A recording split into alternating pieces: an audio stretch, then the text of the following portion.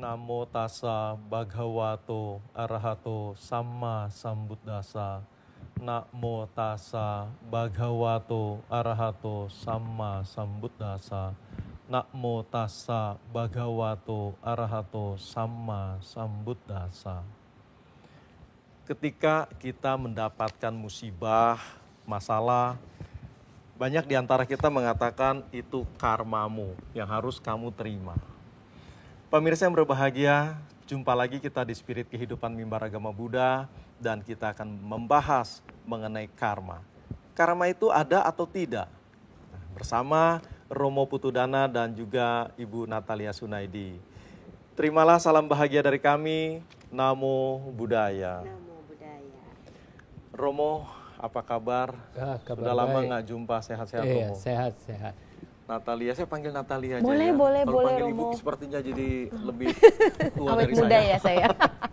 Baik, Klik kelihatannya sibuk sekali ya. Ya, memang lagi banyak kerjaan karena di masa pandemi gini banyak orang yang mungkin stres, ketakutan sehingga lagi banyak klien. Wah, Waduh. luar biasa. Baik Romo dan Nat, kita Yes. hari ini akan membahas mengenai karma. Banyak orang mengatakan karma orang tua menjadi karma anak, atau anaknya melakukan sesuatu, mendapat sesuatu, dikatakan ini karma orang tua, karena papanya atau karena mamanya. Nah, menurut Romo sendiri atau menurut pandangan agama Buddha, sebenarnya karma itu seperti apa, Romo? Jadi yang pertama kita harus paham dulu ya, apa yang dimaksud dengan karma. Ya. Kalau secara ya, dari katanya, kata karma itu sendiri itu sebenarnya mengandung arti perbuatan. Nah, Sang Buddha juga mengatakan bahwa yang kusebut dengan karma itu adalah cetana. Maksudnya adalah kehendak, adalah niat.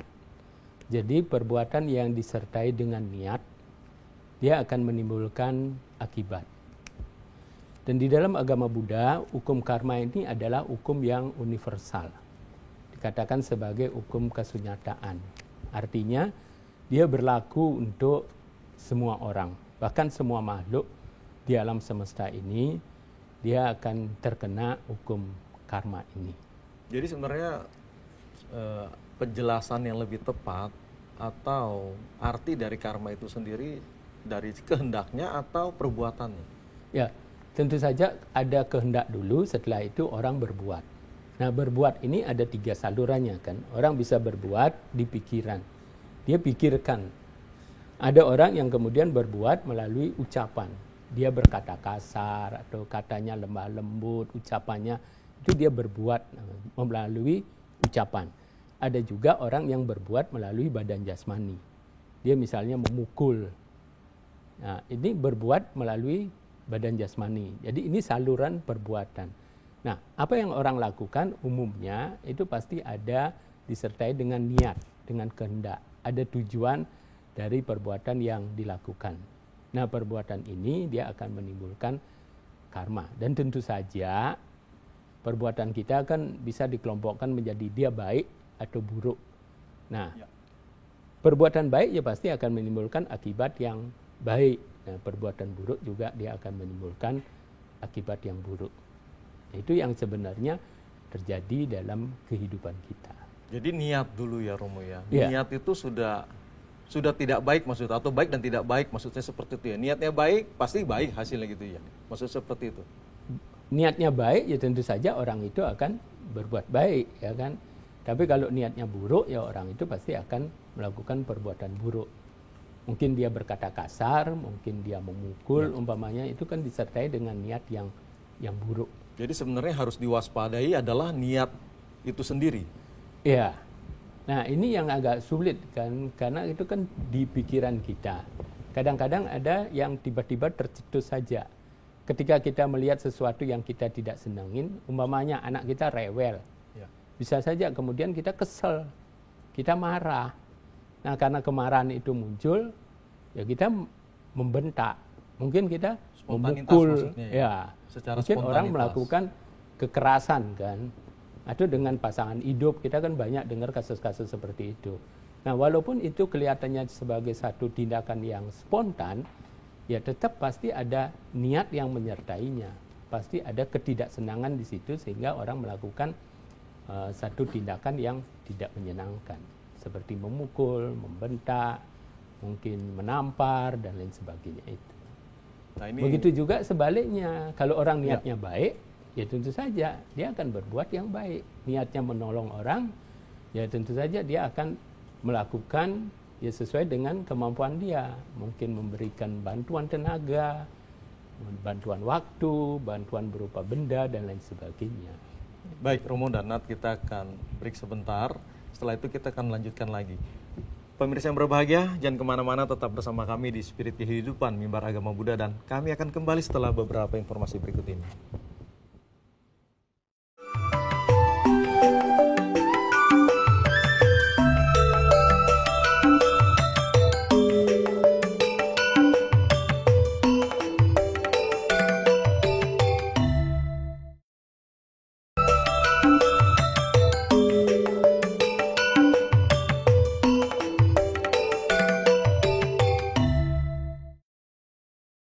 Pemirsa yang berbahagia, terima kasih masih bersama kami di Spirit Kehidupan Mimbar Agama Buddha, masih bersama Romo Putudana dan Natalia Sunaidi.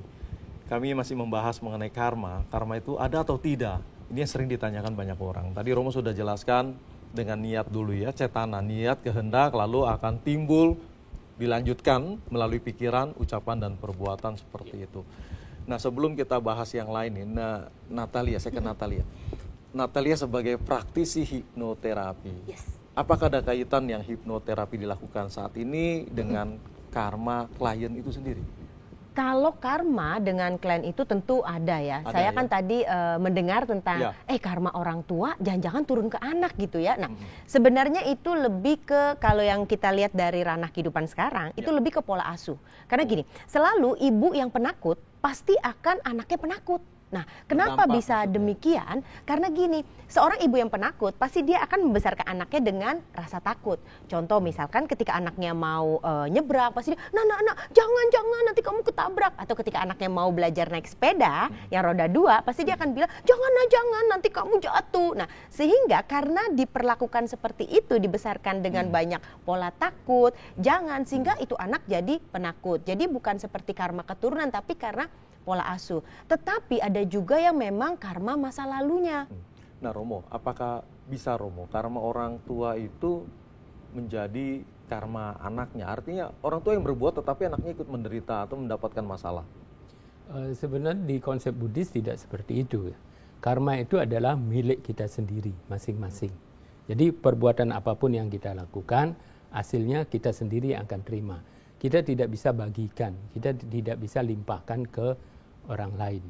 Nah, kelahiran kita itu juga karena ada faktor karma.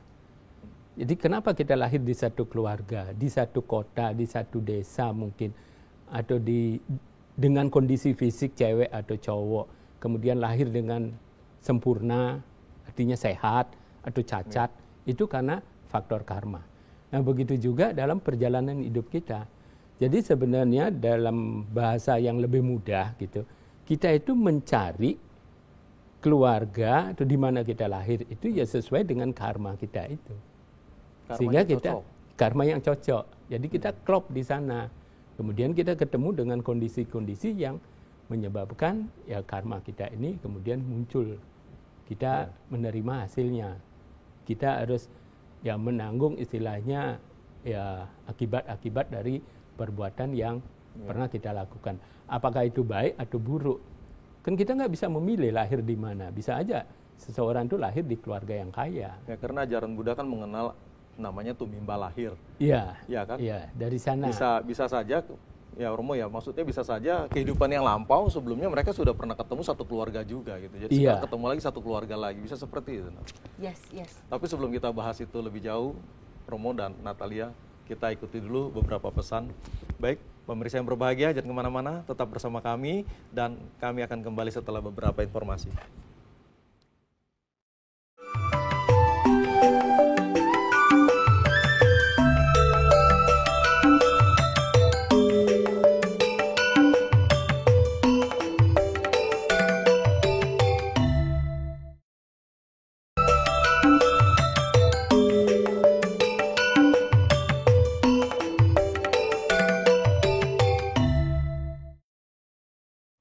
Pemirsa yang berbahagia, terima kasih masih bersama kami di Spirit Kehidupan Mimbar Agama Buddha, masih bersama Romo Putudana dan Natalia Sunaidi.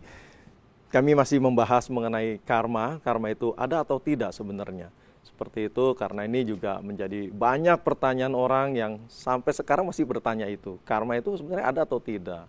Karma orang tua, apakah menjadi karma anak, anak atau menjadi karma orang tua, seperti itu.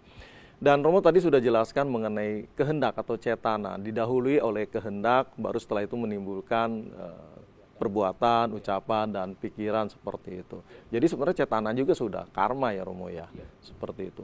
Nah sekarang mensiasatinya Romo, mensiasatinya kehendak itu sendiri gimana gitu, supaya nggak muncul secara spontanitas tadi kan, tiba-tiba marah, itu kan spontanitas namanya. Ya sebenarnya kita bisa melatihnya dalam kehidupan ini. Nah itu kalau di Buddhis ya, mungkin nanti kita bisa bahas itu tentang meditasi. Meditasi itu tujuannya untuk melatih pikiran. Tapi bukan berarti kita tidak punya kehendak. Kehendaknya bisa dikontrol, dikendalikan paling enggak.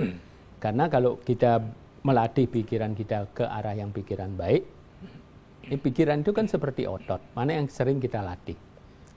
Nah, base perbuatan kita, dasar dari perbuatan kita itu bisa dilandasi oleh kemarahan, dasarnya ketidaksenangan, mungkin dilandasi oleh kesenangan yang berlebihan, keserakahan, mungkin dilandasi dengan delusi, istilah delusi itu kegelapan batin atau kebodohan batin.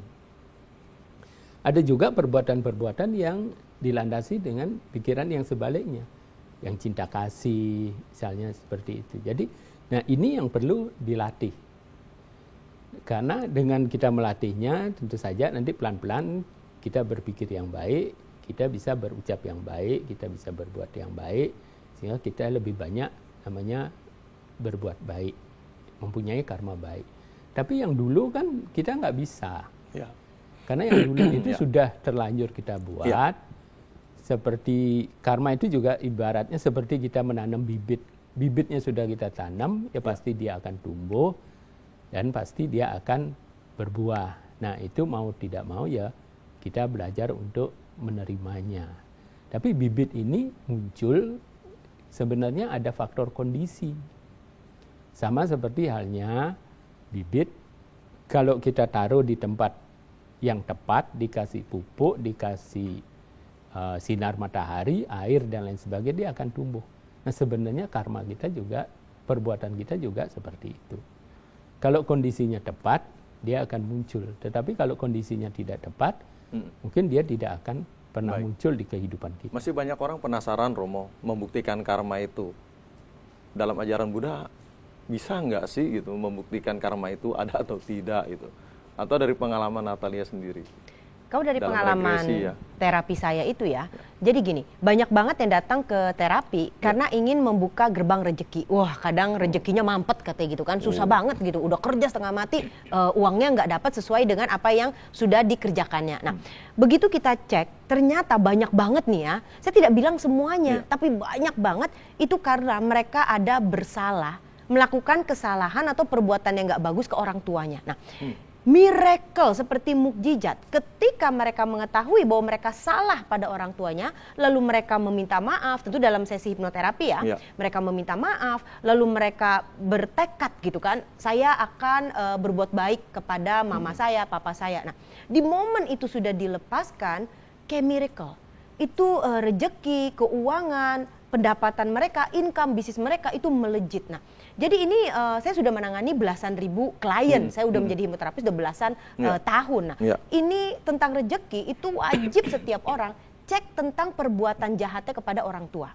Jika memang ada, waduh itu benar-benar rezeki itu mampet. Nah, tetapi begitu anak itu sudah meminta maaf, ibaratnya dia sudah bertekad tidak akan lakukan itu lagi, otomatis itu rezekinya juga terbuka. Nah, jadi yang saya temukan sih yang dampaknya langsung itu tentang anak dan orang tua dan hubungannya dalam berkah atau rezeki. Itu melepas ya artinya ya Romo ya.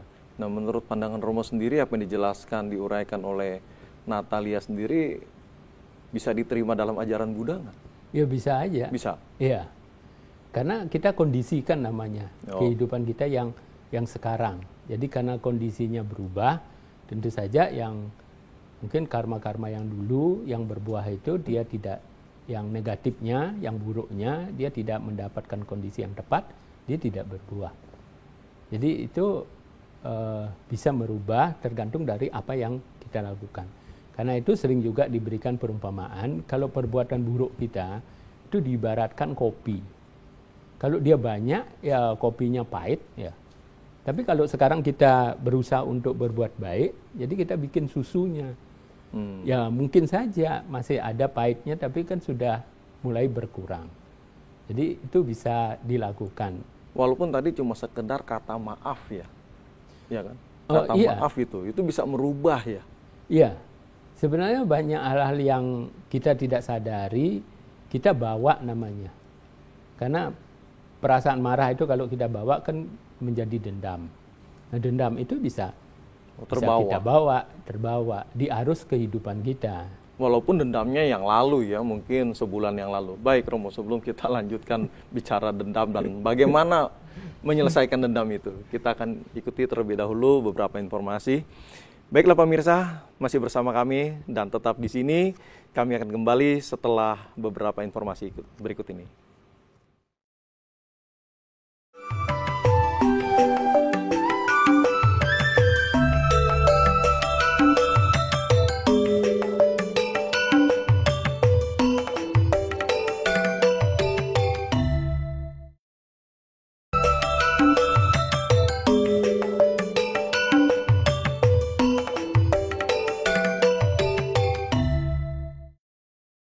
Terima kasih pemirsa, masih bersama kami di Spirit Kehidupan Beragama Buddha, masih membahas mengenai karma. Karma itu ada atau tidak ada. Masih bersama Romo Putudana dan Natalia Sunaidi.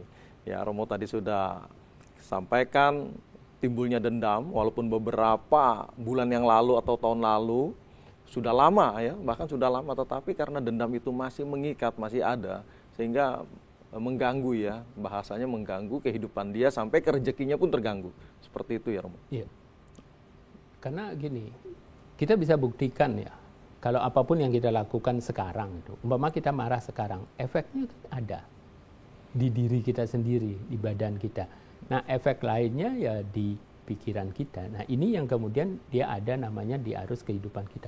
Besoknya kita ulang lagi kemarahan kita pikirkan orangnya lagi dan seterusnya. Ini yang terbawa. Nah, kalau kita bisa melatih diri kita dengan cinta kasih, nah pelan-pelan kan kita netralkan namanya. Nah, ini yang bisa dilakukan sebenarnya, balik lagi semuanya tergantung ke diri kita sendiri. Perbuatan apa yang kita lakukan, dia baik atau buruk. Dan itu sendiri yang akan kita nikmati dalam kehidupan kita sebenarnya. Dari Natalia sendiri?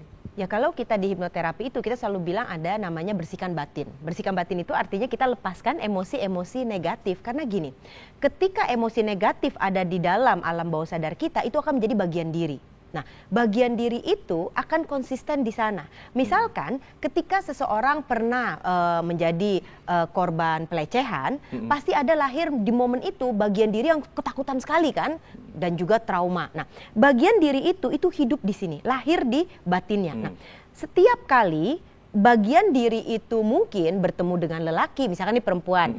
Nah, tentu bagian diri itu akan mengeluarkan rasa yang sama. Nah, itu yang disebut pola yang berulang. Nah, sehingga misalkan ketemu dengan lelaki, bagian diri itu akan take over. Yang kami dalam hipnoterapis bilangnya itu dia akan menjadi eksekutif. Sehingga si Natalia ini sedang dikendalikan oleh si takut atau si trauma. Nah, sehingga begitu memori ketemu, begitu ketemu seorang lelaki langsung saya ketakutan.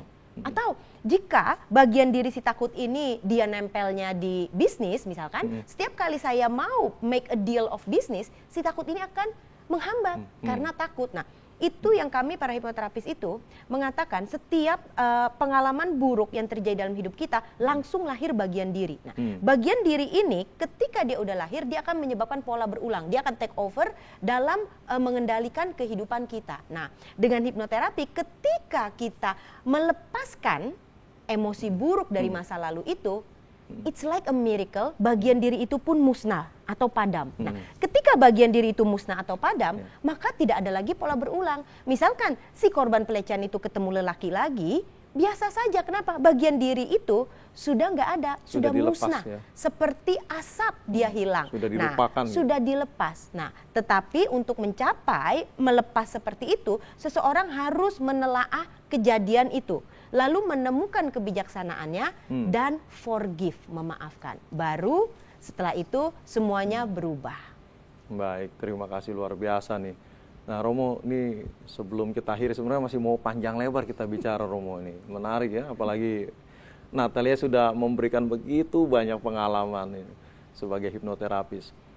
Romo, mungkin ada beberapa pesan yang disampaikan kepada pemirsa bagaimana supaya kita hati-hati dengan apa yang kita mau munculkan dalam niatan kita itu, Romo.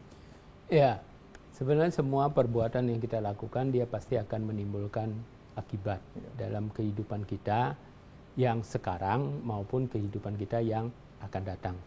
Kita tidak pernah tahu kapan buahnya akan kita terima, tetapi pasti dia akan ada.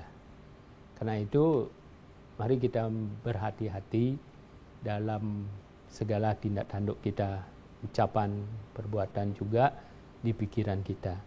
Sehingga kita selalu mengkondisikan hidup kita ke arah yang lebih baik. Karena walaupun belum diucap, belum dilakukan, hanya melalui pikiran itu sudah, karena dia pasti akan mengotori pikiran kita juga. Sudah mengotori pikiran. Iya. Oleh karena itu hati-hati juga dengan pikiran, maksudnya itu Romo ya. Iya. Selalu berpikir positif, itu yang selalu disiarkan, diajak, digaungkan oleh beberapa motivator. Iya. Selalu berpikir positif gitu ya Nat ya. Yes, betul Terakhir, sekali. Natalia, ada pesan yang mau disampaikan? Nah, sebenarnya kalau dari sisi seorang hipnoterapis, setiap kali kita melakukan kejahatan atau perbuatan buruk lah, misalkan maki-maki orang atau menipu atau menjelek-jelekan orang, di momen itu otomatis langsung di alam bawah sadar langsung lahir bagian diri guilty, bersalah. Itu otomatis, itu skema alam bawah sadar. Nah, begitu kita melakukan kejahatan, lahir si bagian diri yang merasa bersalah. Nah, si bagian diri rasa bersalah ini akan menghantam kita. Ada yang nanti ketika usia 40-an, 50-an tahun, entah kenapa dia ketakutan terus. Merasa berdosa, nggak bisa tidur. Kenapa? Karena si rasa bersalah itu mulai menghantui dia. Nah, jadi sebenarnya kalau kita berbuat baik, juga langsung lahir bagian diri yang penuh berkah, penuh kebahagiaan. Jadi secara pikiran alam bawah sadar, setiap perbuatan langsung, directly, saat itu juga melahirkan bagian diri. Nah, bagian diri ini yang akan menghukum kita atau membuat kita bahagia. Jadi ini sangat ilmiah. Baik, terima kasih Natalia dan juga Romo Putudana. Sama-sama. Pemirsa yang berbahagia, bila mana ada pertanyaan silahkan bisa langsung ditanyakan melalui alamat email kami di mab.tvri@gmail.com. Dan bagi 10 penanya pertama akan mendapatkan hadiah beberapa buku dari Ehi Pasiko Foundation yang akan dikirimkan ke alamat Anda secara gratis atau cuma-cuma. Baik, terima kasih.